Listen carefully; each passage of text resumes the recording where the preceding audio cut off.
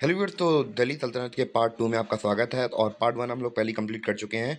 और complete medieval history की वो वीडियो जो प्लेलिस्ट डली है मेरे चैनल की, तो उसमें आप जाके आप लोग विजिट कर सकते हैं। उसमें दिल्ली सल्तनत पार्ट 1 डला हुआ है। तो पहले के लेक्चर में हम लोगों ने कुतुबुद्दीन ऐबक के बारे में पढ़ चुके थे, जिनका टाइम पीरियड 1206 से लेकर 1210 तक था। और फिर हम लोगों ने आराम शाह के बारे में देखा था कि ये कैसे आराम करते रहे थे। फिर हम लोगों ने इल्तुतमिश के बारे में पढ़ा था और इनकी बेटी थी। आज के लेक्चर में हम लोग पढ़ेंगे रज़िया सुल्ताना और गियासुद्दीन बलबन के बारे में। तो ये हमारा आज का टॉपिक होने वाला है। और मैं आपको बता दूं, एंशिएंट हिस्ट्री कंप्लीट हो चुकी है, वो चैनल की प्लेलिस्ट में डल चुकी है। और बाकी जो मेडिवल हिस्ट्री है वो हम लोग कर रहे हैं अभी। और मॉडर्न हिस्ट्री पे थोड़ी बहुत डाल दी है, बाकी डाल दूंगा आने वाले दिनों में। तो आज की वीडियो में हम लोग बात करेंगे रज़िया सुल्ताना के बारे में और गियासुद्दीन बलबन के बारे में। फिर इसके बाद हम लोग खिलजी डायनेस्टी के बारे में आ जाएंगे। तो रज़िया सुल्तान के बारे में हम लोग बात करेंगे। इनका टाइम पीरियड 1236 से लेकर 1240 तक था। और गियासुद्दीन बलबन का 1265 से लेकर 1286 तक था। बस ये कुछ बेसिक जानकारियाँ थी। तो रज़िया सुल्तान का टाइम पीरियड मैंने आपको बता ही दिया। तो रज़िया सुल्तान की खास बात ये थी, ये पहली और आखिरी महिला शासक थी कहाँ की, दिल्ली सल्तनत की, मेडवल इंडिया की कहा जाए तो।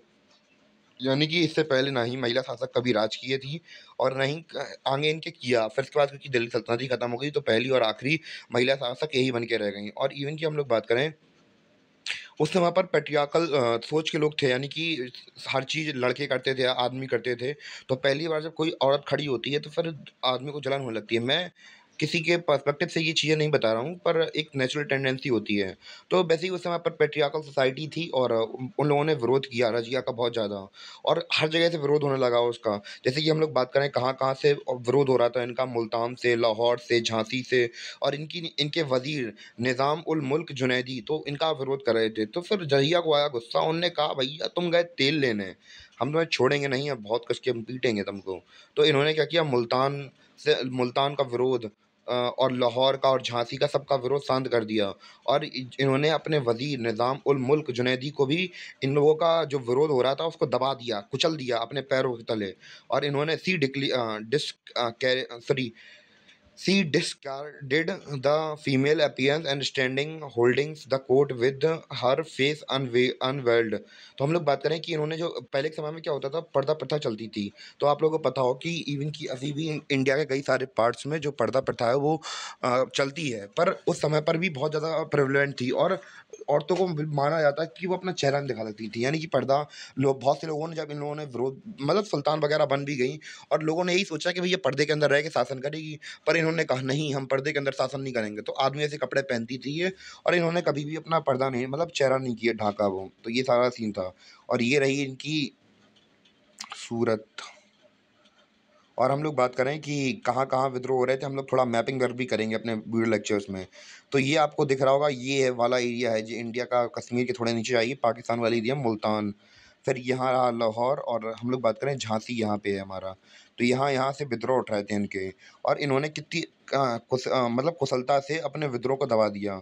फिर हम लोग बात करेंगे कि मतलब इन्होंने ट्राई किया कि जो इनके खास थे, मतलब खास बंदे थे, उनको ये क्या करें, अपने मतलब उनका ग्रुप वगैरह बना दें। और उनके साथ मतलब अच्छा बिहेव करें। भैया कोई भी हो, अगर मेरे साथ अच्छा बिहेव करे तो मेरा फ़र्ज़ भी बनता है कि मैं उनके साथ अच्छा बिहेव करूँ। तो जो नॉन तक थे उनके साथ भी अभी अच्छा कर रही थी। तो इससे होता क्या था कि इनके जो नॉबल्स हैं वो बहुत चिढ़ते थे। क्या करते थे? चिढ़ते थे। जैसे कि इन्होंने क्या बनाया था, याकूत। याकूत को क्या बना दिया था, जो अस्तबल खाना होता है उसका मेन सरदार बना दिया था। यानी कि उसका नाम क्या था, अमीर अखुर। तो ये बना दिया था। पर इससे जो उनके नॉवेल्स थे वो क्या हुए, चिढ़ गए बहुत कस के। वो कहने लगे भैया हम तो भैया तर्क थे, तुम्हारे पिताजी ने तर्कों को बनाया था, तुम भैया ऐसे गैर तर्कों को बना रही हो। तो फिर इन लोगों के मन में भैया दुनियादारी की एक ही रीत है कि दुनिया लांछन बहुत जल्दी लगाती है कि भैया यार होगा इनका, इसीलिए बना रहे हैं। तो ऐसा कुछ कह दिया उनसे। और ऐसी-ऐसी बातें उठने लगीं उनके साम्राज्य के अंदर। तो इससे काफ़ी ज़्यादा विरोध हुआ। सभी लोगों ने, मतलब इनके लोगों ने बहुत विरोध किया और कहने लगे कि भैया चक्कर चल रहा है, सीन चल रहा है इन लोगों का। तो मतलब अच्छा नहीं किया। मतलब समय में हमेशा ये होता रहता है, अगर कोई बात भी कर दे तो अगर कुछ हो भी ना तो फालतू की बातें उठने ही लगती हैं। और हम लोग बात करें, एक हमारे यहाँ पे अल्तुनिया नाम के सरदार हुए। कहाँ पे? यहाँ मैप में आपको दिखा दूँ, मैप अगर होगा यहाँ पे। भटिंडा में कहाँ पे है? यहाँ भटिंडा, हाँ, ये वाला रीजन में कहाँ गया? तो अगर हम लोग बात करें भटिंडा की, तो भटिंडा के एक इनके पिताजी इल्तुनिया जो थे वो गवर्नर थे कहाँ के, भटिंडा के। तो फिर बेसिकली अल्तुनिया ने विद्रोह कर दिया रज़िया सुल्तान के खिलाफ कि भैया हम आपको सुल्तान नहीं मानेंगे रज़िया को। अच्छा, इन्होंने कहा ठीक है, होशियारी हमसे। देखा नहीं अभी मुल्तान और लाहौर में क्या हुआ था, छोड़ेंगे नहीं तुमको, उठा के पेलेंगे हम तुमको। बस फिर ये उन याकूत के साथ गईं और इन्होंने मार्च कर दिया। सॉरी फॉर डिस्टर्बेंस, थोड़ी ज़रा कॉल आ गई थी, इसके लिए मैं सॉरी बोल दे रहा हूँ आपको। तो हम लोग बात करें कि अल्तुनिया जो था, वो भटिंडा का क्या था, गवर्नर था। उसने आधिपत्य स्वीकार करने से मना कर दिया था रज़िया का। तो रज़िया याकूत के साथ निकल गई कहाँ पे, अल्तुनिया के पास, कि उन्हें भैया छोड़ेंगे नहीं, अब जाके इनके साथ कुछ ना कुछ तो गलत होने वाला है अल्तुनिया के साथ। तो ये पहुँच गए वहाँ पे, मतलब रज़िया। तो बाद में क्या हुआ कि जो अल्तुनिया था, ये लोग पहुंचे, याकूत और रज़िया उधर पहुंचे, तो फिर जो अल्तुनिया था उसने दिमाग लगाया और मुंडी पकड़ी याकूत की और निपटा दिया इन्हें। यानी कि याकूत को मार दिया गया और जेल में बंद कर दिया गया। किसे, रज़िया को कैद कर लिया इन्होंने। पर कैसे भी करके जो रज़िया थी उसने इनसे शादी कर ली अल्तुनिया से। अल्तुनिया भी दिमाग लगा रहा, अभी हम बठिंडा के राजा हैं, बाद में रज़िया शादी कर ले तो पूरे हम लोग पूरे हिंदुस्तान के राजा बन जाएंगे एक तरीके से कहा जाए तो। तो अल्तुनिया ने शादी कर ली किसके साथ, रज़िया के साथ। और इन्होंने, इनका जो प्लान था, अब भैया रज़िया भी चाह रही थी भैया हम भी निकल जाएँ अब कैसे भी करके, फँस तो गई हैं, याकूत मर ही गया है, दिल्ली वापस चलते हैं। तो दिल्ली जा रहे थे ये कब, 1240 में।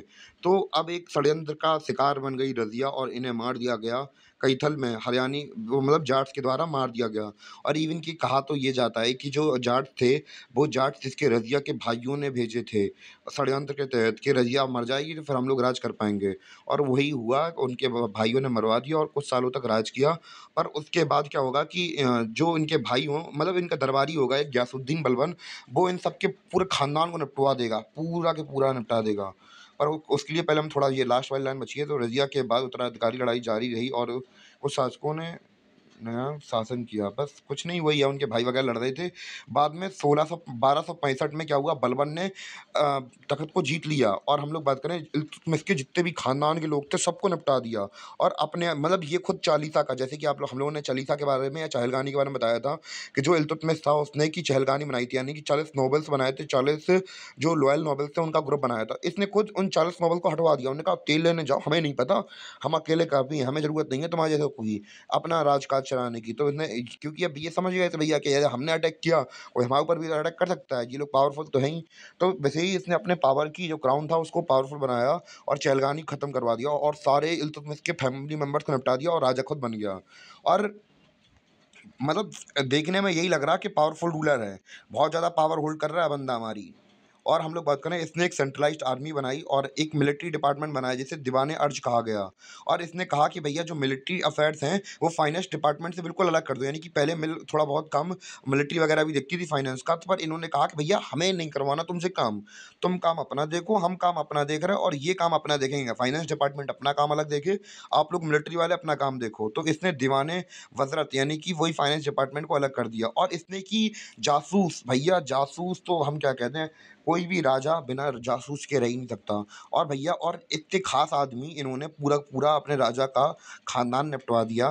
तो भैया ये खुद इतना शातिर आदमी, तो हर किसी पर शक नहीं जाएगा इन्हें।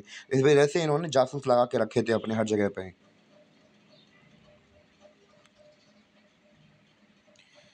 अब हम लोग बात करेंगे और क्या-क्या कारनामे किए हमारे गयासुद्दीन बलबन जी ने। तो भैया बहुत बड़े लेवल के आदमी थे ये। हम लोग थोड़ा पेन निकाल लें, फिर हम इनके बारे में थोड़ा विस्तार से बताते हैं। तो भैया इन्होंने खुद को ही declared the sultan as a representative of God up on the earth.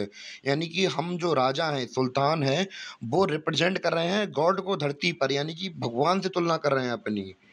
The Persian court model influence Balban conception of kingships. He took the title जिल्ले इलाही। यानी कि जिल्ले इलाही, यानी कि इसने अपने आप को टाइटल दिया क्या, जिल्ले इलाही, यानी कि भगवान की परछाई। और लोगों से भी ये कहा कि भैया हम क्या हैं, नियाबत आए खुदाई हैं। तो यानी कि हम क्या हैं, भगवान के प्रतिनिधि हैं, यानी कि हम भगवान को रिप्रेजेंट कर रहे हैं धरती पर और हमारे पैर चूमो तुम, ऐसा इनका कहना था। और इन्होंने मना कर दिया, क्या मना कर दिया भैया, थोड़े अजीब किस्म के आदमी हैं ये। इन्होंने कह दिया कोई हंस नहीं सकता, कोई जोक नहीं कर सकता कोर्ट के अंदर, और इवन कि तुम लोग दारू भी नहीं पी सकते हो, वाइन भी नहीं पी सकते हो। इन्होंने कहा कि भैया नॉवेल्स तुम लोग हमारे बराबर यानी कि दरबारी हो, तुम मेरे बराबर नहीं हो, तुम मेरे पैरों की धूल हो तुम लोग। और तुम्हें क्या करना पड़ेगा, सिजदा करना पड़ेगा और पायबोस करना पड़ेगा। सिजदा क्या होता है कि घुटनों के बल झुक के सलाम करना होता है, तो वो होता है सिजदा। और पायबोस क्या होता है कि झुक के लेट कर अपने सुल्तान के पैर चूमना, पैरों की धूल चाटना या फिर पैरों को चूमना। तो ये ऐसी प्रथाएं सम्मिलित करवाई। तो भैया दरबारी तो भैया टेंशन में, इतना हड़कंप आदमी मिल गया इन्हें, इतना खतरनाक राजा किसी ने देखा। ये पैर चूमो, डेली आओ, कुछ खाना में खाने में खाओ चाहे नहीं खाओ, पहले आके धूल चाट लो, पहले इनकी थोड़ा टेस्ट ले लो, मुंह का फ्रेश, मुंह का फ्लेवर चेंज करो पहले अपना। ये सीन था। और बलबन ने स्टार्ट करवाया क्या, नवरोज फेस्टिवल मनाना स्टार्ट कर दिया। यह फारसी यानी कि ये पर्शियन न्यू ईयर है, तो ये अप्रॉक्स 11 मार्च अप्रॉक्स वहीं पर आसपास ही कहीं पड़ता है। और इन्होंने क्या अडॉप्ट की, ब्लड एंड आयरन की पॉलिसी अडॉप्ट की, यानी कि क्या, ब्लड सेट की यही है कि जो भी मेरे विरोध जाएगा तो हम उसको छोड़ेंगे नहीं, निपटा दिए जाओगे तुम। और हम लोग बात करें, इसने काफ़ी पर्शियन लिटरेचर को काफ़ी सपोर्ट किया। और इन्होंने स्पेशल फेवर किया किसको, अमीर खुसरो को। ये एक राइटर है, जैसे कि आपको पिक्चर दिख रही होगी यहाँ पे। तो ये सारा सीन था। और जब ये निपट गए, इनके फिर पोते यानी कि बेटे के बाद जो पोता होगा, ये बिठाया गया गद्दी पर किसके द्वारा, फर्रुख के द्वारा बिठाया गया, जो कि इनका खास आदमी था। और हम लोग बात करें, कोतवाल ऑफ दिल्ली था। और हम लोग बात करें, पर जो काकीवाद था, कौकवाद था, तो उसे मार दिया गया खिलजी रूलर्स के द्वारा। और इस प्रकार जो इलवरी डायनेस्टी थी, उसका अंत हुआ और खिलजी डायनेस्टी ने अपना मतलब अपना रूल करना यहाँ से स्टार्ट कर दिया। और फिर हम लोग अगले पार्ट 3 में, दिल्ली सल्तनत के अगले पार्ट में हम लोग अब इसके बारे में चर्चा करेंगे। तो हम लोग फिर पीछे से थोड़ा रिवाइज कर लेते हैं कि हमने कहाँ से कहाँ तक देखा अभी। हाँ, तो यहाँ से हमने देखा था कि रज़िया सुल्ताना पहली मुस्लिम रूलर थीं, जो कि दिल्ली सल्तनत पे राज कर रही थीं। और हम लोग बात करें, इन्होंने अपना मतलब जो जहाँ-जहाँ से इनके खिलाफ विद्रोह हो रहा था, वो दबा दिया था, लाहौर, झांसी वगैरह सब जगह से। और इन्होंने पर्दा प्रथा को नहीं माना था। और इन्होंने याकूत को, जो कि एक याकूत को नॉन तुर्क को बहुत बड़ी पोस्ट दे दी थी, वैसे नाराज़ हो गए थे लोग इनसे। और जो अल्तुनिया था, वो गुस्सा हो गया इनसे बहुत कस के, और इनके खिलाफ विद्रोह कर दिया। फिर अल्तुनिया से शादी हो गई इनकी, फिर इन्हें निपटा दिया गया। और बाद में बलबन इनका जो मंत्री था, उसने इल्तुतमिश के सारे खानदान को निपटा दिया और खुद राजा बन गया। और इन्होंने आर्मी का डिपार्टमेंट बनाया और फाइनेंस और आर्मी को बिल्कुल अलग कर दिया, दोनों का फंक्शनिंग अलग कर दी। और इन्होंने अपने आप को बहुत सारे टाइटल दिए, जैसे जिले इलाही हुआ या नियाबत खुदाई हुआ, ऐसे अलग अलग टाइटल्स दिए अपने आप को। और इन्होंने नौरोज का फेस्टिवल स्टार्ट करवाया। और इन्होंने ब्लड एंड आयरन की पॉलिसी अपनाई। और इन्होंने पर्शियन लिटरेचर को हेल्प की, बहुत ज़्यादा सपोर्ट किया।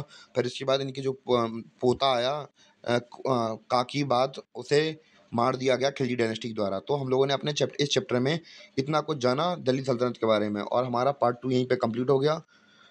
और जल्द ही मिलेंगे अपने पार्ट 3 के साथ, जिसमें हम लोग डिस्कशन करेंगे अच्छी तरीके से इनके बारे में, दिल्ली सल्तनत के बारे में। तब तक के लिए धन्यवाद।